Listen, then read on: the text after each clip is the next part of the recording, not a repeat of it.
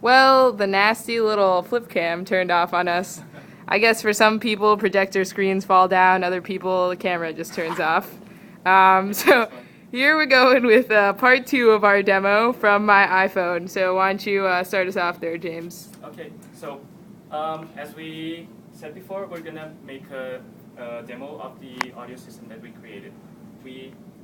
On this demo, we're gonna receive audio from the Lightning input of one of the boards, and we'll get them as digital in the digital format, and send the serial bits to the other board to be then interpreted as audio again and played.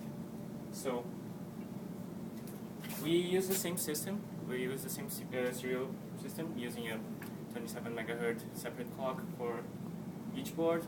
Note that we are not using a shared clock between the two boards, which is something really important. If you're trying to set up serial communication between two parties, it's very unreasonable to expect that they're gonna be able to have a shared, reliable time signal. So yes, so I guess let's just All right. listen to some songs. This is going to be a little challenging for my iPhone, but you're going to have to bear with us. On the bright side, you won't get to hear some of the static that we've been deafened by several times. Yes. So what are we DJing there? Ooh. So we're gonna actually go classic. We're gonna play a tiny bit of a tiny part of a song by Tchaikovsky, and which should be reasonably fairly recognizable. So let's do it. I'm playing this off my iPhone into this board, the line input here. As we said, it's getting converted to serial bits. It's sent through the cable and to the other boards. Those LEDs show the current values of the sample. You can see that they are pretty much static because we're not playing any songs. If we do play songs, though, we get variation, as you can see. I don't know if we can see that in the camera, but You can kind of see it flickering there, especially like right there. oh yeah. So yeah, we can see a little of the blinking, but no one cares about blinking LEDs when you have audio. So let's listen.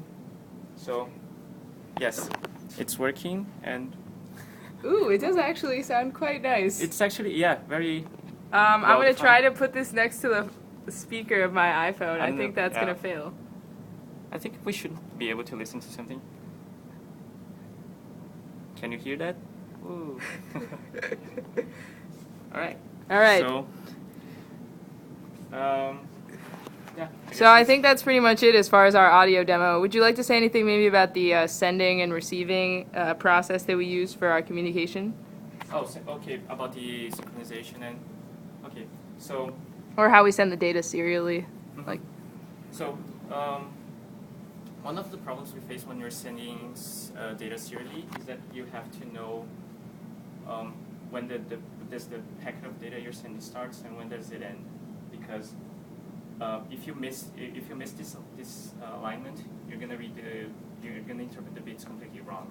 So the way we decided to solve this was to put a start header and an end header every time we send packets, so that the other board, once reading those bits, would detect the presence of this start header and start storing the data that we are sending. And once we send the end header, it would declare the signal as ready to be sent to the audio codec and then play as we've shown here. To detect the start and end sequences, we implemented a state machine in VHDL. And I thought maybe you wanted to talk about our shift registers, or shift registers. how we work them with a counter. Oh, okay, yes. So on the sending part, we load the data that we want to, the packets including the start bits, into a shift register. And we attach to the clock input of the shift register a counter that counts to, I think we are sending 90 bits each time. So the way a shift register works is we have a series of D flip-flops, and the input of one is connected to the output of the other. So every time we clock, we are sending those bits. Oh, we're getting another song here. Pause this for a second. Oh, I can actually hear that one. Yeah, it's very loud.